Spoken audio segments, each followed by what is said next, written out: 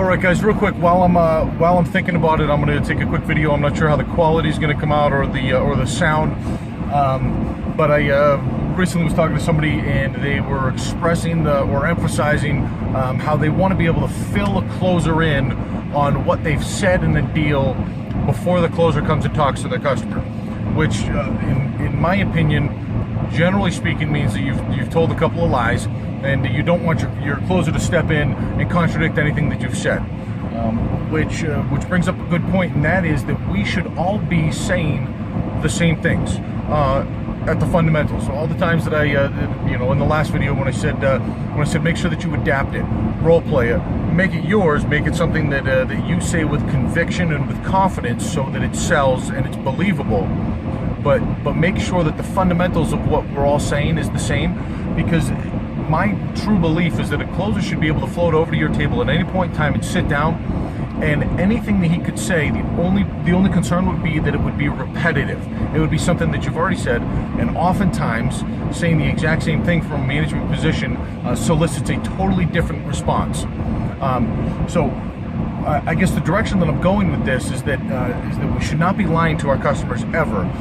The word tracks that I give you guys, I need everybody to be adapting the fundamentals of them and applying them. We all have a commitment to getting better, a commitment to making more money. One of the beautiful things about this industry is that you can give yourself a raise anytime that you want to. All you have to do is produce more effort. The harder you try, the more you work, the more skilled and talented that you become, the more you apply yourself, the more money you make in turn. So every single week you get your weekly contribution check. How hard did you try, and how much did you bring to the team this week? You get a numerical value in your check for that. So I guess pay very close attention to that, and then in addition to that, I've also been kind of thinking about the fact that a lot of people don't see the value in word tracks.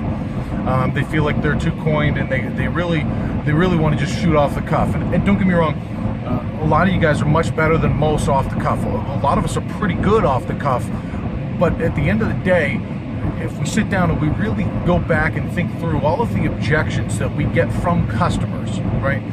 And at the core fundamental, there's only a few, 3 or 4 real objections that you get. They just have various forms and the way that somebody expresses them to you. So at this point in everybody's career, if you're not prepared with a coined, quote unquote, but tailored professional response that you have adapted to yourself, that you can relay to a customer with complete conviction in order to get them to believe you, then you're not prepared, and you're not professional, and you're not deserving of making more money. And remember that a customer only hears this once every 3 or 4 or 5 years, and most of the time they never even hear it, because most salespeople want to shoot from the hip. So it only sounds coined to you. Just because you've role-played it 100 times in the mirror doesn't mean that the customer's been sitting there a fly on the wall watching you do it and goes, "Oh, I can't believe he's saying this shit to me. I've heard this one before." Okay? The importance of it is not only in how professional and how fluent it comes out. The importance that everybody seems to miss is the fact that you channel the number of responses you can solicit from a customer, which in turn leads you into the next step, which is you know what they're going to say in response to what you just said, and you can further have an adapted word track that rolls off your tongue for the limited number of things that they can say. And if you think about it, if you don't know what your response is going to be to something simple like, "Hey, listen, I don't want to play too many games. Can you just give me the price on that vehicle?" Then the number of things that you say is, there's 100 different responses you can have. But the problem is that each different response is going to solicit a different response from the customer, which means that you have no idea what the customer is going to say to the things that are going to come out your mouth, because honestly, you don't even know what you're going to say.